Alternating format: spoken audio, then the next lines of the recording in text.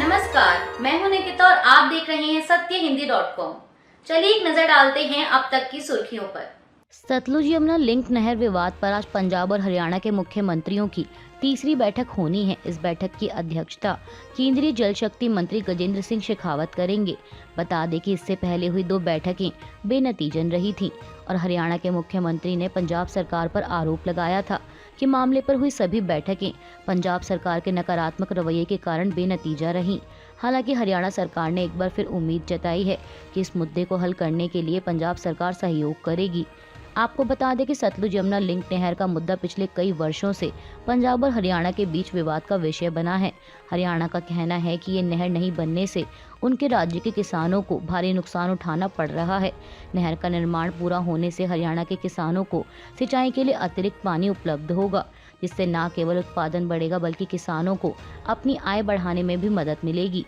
वहीं पंजाब सरकार का कहना है कि उनके राज्य के पास साझा करने के लिए अतिरिक्त पानी नहीं है। विदेश मंत्री एस जयशंकर इन दिनों रूस की 5 दिवसीय आधिकारिक यात्रा पर हैं।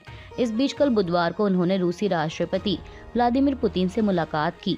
मुलाकात के दौरान पुतिन ने प्रधानमंत्री मोदी के लिए संदेश देते हुए उन्हें अगले साल रूस की यात्रा के लिए आमंत्रित किया। पुतिन ने एस जयशंकर से कहा कि हमें अपने मित्र प्रधानमंत्री मोदी को रूस में देखकर खुशी होगी। साथ ही राष्ट्रपति ने पीएम मोदी को अगले साल होने वाले लोकसभा चुनाव के लिए शुभकामनाएं भी दी और रूस यूक्रेन युद्ध पर भारत के रुख की सराहना करते हुए पुतिन ने कहा कि पीएम मोदी शांतिपूर्ण तरीकों से रूस यूक्रेन विवाद को हल करने की कोशिश कर रहे हैं। हम मोदी के रुख को समझते हैं। मुझे पता है कि वह पूरी कोशिश कर रहे हैं कि मुद्दे को शांति से हल किया जा सके। हम इस पर गहराई से बात करेंगे। इसके अलावा रूसी राष्ट्रपति ने ये भी कहा कि रूस और भारत के बीच व्यापार बढ़ रहा है, खासकर कच्चे तेल और उच्च प्रौद्योगिकी क्षेत्रों के कारण। उन्होंने कहा कि हमारा व्यापार लगातार दूसरे साल स्थिर गति से बढ़ रहा है। इस साल विकास दर पिछले साल से भी अधिक है। रूस यूक्रेन युद्ध में अमेरिका ने एक बार फिर यूक्रेन की सहायता के लिए हाथ आगे बढ़ाया है। अमेरिकी विदेश मंत्री एंटनी ब्लिंकन ने कल बुधवार को कहा कि अमेरिका यूक्रेन को रूस के साथ युद्ध में मदद करने के लिए इस साल सहायता के लिए अंतिम पैकेज में $250 मिलियन तक के हथियार और उपकरण प्रदान करेगा। इसके साथ ही व्हाइट हाउस ने चेतावनी दी है कि फरवरी 2022 में आक्रमण के बाद से रूसी सेना द्वारा कब्जा किए गए क्षेत्र को वापस लेने के लिए यूक्रेन की लड़ाई के लिए अमेरिकी सहायता वर्ष के अंत तक समाप्त हो जाएगी। भारत जोड़ो यात्रा की सफलता के बाद कांग्रेस नेता राहुल गांधी एक बार फिर नई यात्रा पर निकलने के लिए तैयार हैं। जनता के बीच जाकर उनसे मुलाकात कर उनकी परेशानियों को सुनने के लिए राहुल गांधी भारत जोड़ो यात्रा का वर्जन 2.0 यानी भारत न्याय यात्रा 14 जनवरी से शुरू करने जा रहे हैं। बता दें कि 67 दिनों तक चलने वाली यह यात्रा मणिपुर से शुरू होकर मुंबई में समाप्त होगी। इस दौरान कांग्रेस नेता 14 राज्यों के 85 जिलों से होकर गुजरेंगे और यह न्याय यात्रा 6200 किलोमीटर की होगी, जो कि ज्यादातर बसों पर होगी और बीच बीच में यह पदयात्रा का भी रूप लेगी।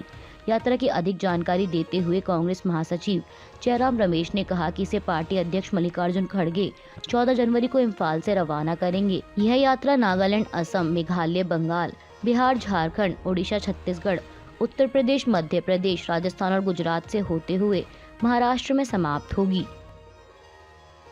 कोरोना वायरस के नए सब वेरिएंट JN.1 के मामले लगातार सामने आ रहे हैं और अब इसने राजधानी दिल्ली में भी दस्तक दे दी है। इस बात की जानकारी देते हुए दिल्ली के स्वास्थ्य मंत्री सौरभ भारद्वाज ने मीडिया को बताया कि दिल्ली में कोरोना के सब वेरिएंट JN.1 का पहला मामला सामने आया है। उन्होंने कहा कि जीनोम सीक्वेंसिंग के लिए 3 सैंपल भेजे गए थे। इनमें से 2 ओमिक्रॉन और 1 JN.1 का केस मिला है और इसी के साथ 26 दिसंबर तक देश भर में JN.1 के कुल मामलों की संख्या बढ़कर 110 हो गई। केंद्रीय स्वास्थ्य मंत्रालय के मुताबिक नए सब वेरिएंट के 36 मामले गुजरात में, 34 कर्नाटक, 14 गोवा, महाराष्ट्र में 9, केरल में 9, राजस्थान 4, तमिलनाडु 4, तेलंगाना में 2 और दिल्ली में 1 हैं। वहीं विशेषज्ञों का कहना है कि JN.1 कितना गंभीर है, इस बारे में जानकारी के लिए अभी हमारे पास पर्याप्त डेटा नहीं है। हमें चिंता करने की जरूरत नहीं है, लेकिन सतर्क रहने और सावधानी बरतने की जरूरत है। साथ ही बता दें कि पिछले 24 घंटे में देश में कोरोना के 529 नए मामले सामने आए हैं। अयोध्या में 22 जनवरी 2024 को होने वाले राम मंदिर के प्राण प्रतिष्ठा समारोह से पहले अयोध्या रेलवे स्टेशन का नाम बदल दिया गया है। यह रेलवे स्टेशन अब अयोध्या धाम के नाम से जाना जाएगा। रेलवे ने कल बुधवार देर शाम स्टेशन का नाम बदलने के आदेश जारी किए। बता दें कि अयोध्या धाम रेलवे स्टेशन बनकर तैयार है और यह 1 जनवरी यानी नए साल के मौके पर आम श्रद्धालुओं के लिए खोल दिया जाएगा। प्रधानमंत्री मोदी 30 दिसंबर को इसका उद्घाटन करेंगे। इजराइल हमास में युद्ध लगातार जारी है और इजराइल के गजा पट्टी में ताबड़तोड़ हमले रुकने का नाम नहीं ले रहे। इस क्रम में कल बुधवार को इजराइल ने गजा पट्टी पर भारी बमबारी और गोलीबारी की। मीडिया रिपोर्ट्स के मुताबिक खान यूनिस में अलमल सिटी अस्पताल के पास इजराइल के हवाई हमले में 20 लोग मारे गए हैं। जानकारी देते हुए गजा के स्वास्थ्य मंत्रालय ने कहा कि हमले में कई लोग घायल हुए हैं और इसी के साथ 7 अक्टूबर से शुरू हुए इस युद्ध में अब तक 21,110 गजावासी मारे जा चुके हैं और 55,243 घायल हुए हैं। वहीं इस्राएली सेना ने एक बयान में कहा कि उसके लड़ाकू विमानों ने पिछले 24 घंटों में गजा में कम से कम 200 जगहों पर बमबारी की। इस बीच Israeli chief of staff Herzi Halevi ने हमास को खत्म करने का संकल्प जताते हुए कहा कि यह युद्ध कई महीने लंबा चल सकता है और इसका कोई जादुई समाधान या शॉर्टकट नहीं है। युद्ध का प्रकोप झेल रही गजा पट्टी की जनसंख्या अब भुखमरी के कगार पर पहुंच गई है। हालात को देखते हुए विश्व स्वास्थ्य संगठन ने चेतावनी जारी की है कि अगर जल्द ही युद्ध विराम नहीं हुआ तो हालात बद से बदतर हो जाएंगे। विश्व स्वास्थ्य संगठन का दावा है कि गजा में हालात इस कदर खराब हैं कि वहां के 36 अस्पतालों में से महज 15 ही आधी अधूरी सेवाओं के साथ काम कर रहे हैं। WHO के चीफ टेड्रोस घेब्रेयेसस ने अंतर्राष्ट्रीय समुदाय से अपील की है कि गजा में युद्ध विराम के लिए तुरंत कदम उठाए जाएं, वरना गजा में गंभीर मानवीय संकट पैदा हो सकता है। फिलहाल गजा में भुखमरी और गंभीर बीमारियां फैलने का खतरा मंडरा रहा है। विश्व स्वास्थ्य संगठन का कहना है कि गजा में लोग उनके राहत सामग्री के काफिले को लूट रहे हैं। अस्पतालों में दवाइयां, मेडिकल सप्लाई, खाना और ईंधन लेकर जा रहे काफिले को भूख से परेशान लोग रास्ते में ही लूट रहे हैं, जिससे उनकी सप्लाई बाधित हो रही है। और अगर खाने की सप्लाई ऐसे ही बाधित होती रही तो उनके लिए गजा में राहत कार्य करना बहुत मुश्किल हो जाएगा। कर्नाटक में बीजेपी विधायक बसनगौड़ा पाटिल यत्नाल ने अपनी ही पार्टी पर हमला बोलते हुए कहा कि अगर उन्हें पार्टी से निकाला गया तो वह उन लोगों के नाम सामने लाएंगे जिन्होंने पैसा लूटा है और कई प्रॉपर्टियां बनाई हैं। राज्य की विजयपुर सीट से विधायक यत्नाल ने बताया कि BS येदियुरप्पा सरकार के दौरान कोरोना के समय में 40,000 करोड़ रुपए का गबन किया गया है। उन लोगों ने प्रत्येक कोरोना मरीज के लिए 8 से 10 लाख रुपए का बिल बनाया। इतना ही नहीं, कोरोना महामारी के वक्त 45 रुपए के मास्क के दाम 485 रुपए रखे थे। गरीब आदमी इतना पैसा कहां से लाएगा? बीजेपी विधायक ने कहा कि उस वक्त हमारी सरकार थी, लेकिन इससे कोई फर्क नहीं पड़ता कि सत्ता में किसकी सरकार थी, चोर तो चोर है। बीजेपी विधायक बसनगौड़ा पाटिल के अपनी ही पार्टी पर लगाए गए आरोपों के बाद कर्नाटक के मुख्यमंत्री सिद्धरामैया ने इस पर प्रतिक्रिया देते हुए बीजेपी पर निशाना साधा है।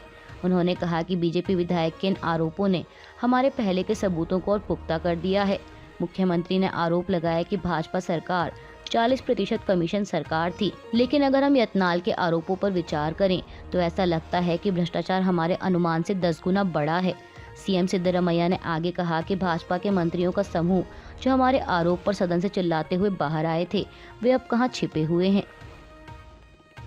पाटिल के बयान पर कर्नाटक बीजेपी के महासचिव पी राजीव ने भी प्रतिक्रिया देते हुए कहा कि पार्टी ऐसी किसी भी गतिविधि को बर्दाश्त नहीं करेगी जो उसकी गरिमा को नुकसान पहुंचाती हो। राजीव ने बताया कि कल बुधवार को प्रदेश अध्यक्ष BY विजेंद्र के नेतृत्व में कर्नाटक बीजेपी पदाधिकारियों की बैठक आयोजित की गई और बैठक के दौरान पार्टी के हालिया घटनाक्रमों पर विस्तार से चर्चा हुई। समाचार एजेंसी PTI के मुताबिक बीजेपी नेता ने कहा कि बंद कमरे में हुई चर्चा का खुलासा नहीं किया जा सकता। मैं जो कह सकता हूं वो ये है कि पार्टी ऐसी किसी भी गतिविधि को बर्दाश्त नहीं करेगी जिससे उसकी गरिमा को नुकसान पहुंचे। उन्होंने संवाददाताओं से बातचीत के दौरान कहा कि 4 दीवारों के बीच गंभीर चर्चा हुई है और हमारा केंद्रीय नेतृत्व सही समय पर उचित निर्णय लेगा। संसद की सुरक्षा में सेंध लगाने की आरोपी नीलम आजाद ने अपनी रिहाई की मांग करते हुए दिल्ली हाई कोर्ट में बंदी प्रत्यक्षीकरण की याचिका दाखिल की है। अपनी याचिका में नीलम आजाद ने आरोप लगाया है कि उनकी गिरफ्तारी अवैध और संविधान के अनुच्छेद 22(1) का उल्लंघन है। आज़ाद ने कहा कि उनको दोपहर में गिरफ्तार कर लिया गया, लेकिन इसकी सूचना उनके परिजनों को शाम में दी गई और उन्हें 29 घंटे के बाद पेश किया गया, जबकि कानून के मुताबिक गिरफ्तारी के बाद उन्हें 24 घंटे के अंदर पेश किया जाना चाहिए था। इसके साथ ही आरोपी नीलम आज़ाद ने निचली अदालत द्वारा दी गई पुलिस हिरासत को भी चुनौती दी है।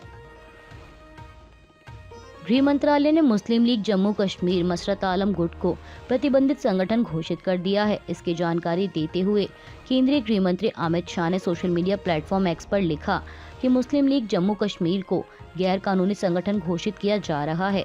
संगठन और इसके सदस्य जम्मू कश्मीर में देश विरोधी और अलगाववादी गतिविधियों का समर्थन करते हैं और लोगों को जम्मू कश्मीर में इस्लामिक नियम स्थापित करने के लिए उकसाते हैं।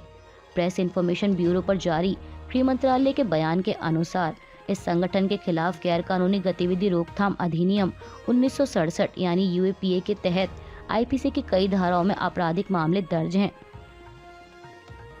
बढ़ते कोहरे और जीरो विजिबिलिटी के कारण उत्तर प्रदेश राज्य सड़क परिवहन निगम ने कोहरे के दौरान बसों के संचालन पर रोक लगाने के निर्देश जारी किए हैं। परिवहन विभाग द्वारा जारी निर्देश में कहा गया है कि बस स्टैंड से बस रवाना होने से पहले चालक और परिचालक को पाबंद किया जाए कि कोहरे के कारण विजिबिलिटी कम होने की स्थिति में बस का संचालन ना करें। बस को पास के किसी बस स्टैंड, ढाबे, पेट्रोल पंप, पुलिस थाना या अन्य किसी सुरक्षित स्थान पर रोक दें और कोहरा खत्म होने के बाद ही बस को फिर से चलाया जाए। स्टॉक मार्केट आज गुरुवार 28 दिसंबर को पॉजिटिव नोट पर खुली है, जहां निफ्टी 21,720 के लेवल पर ट्रेड कर रहा है, तो वहीं सेंसेक्स पहली बार 72,281 के लेवल पर खुला है। बता दें कि इससे पहले कल बुधवार को सेंसेक्स पहली बार 701 अंक के उछाल के साथ 72,038 पर बंद हुआ था। बात करें बैंक निफ्टी की, तो बैंक निफ्टी 48,556 के लेवल पर ट्रेड कर रहा है। अभी के लिए बस इतना ही। बाकी की खबरों के लिए बने रहिए सत्यहिंदी.com के साथ।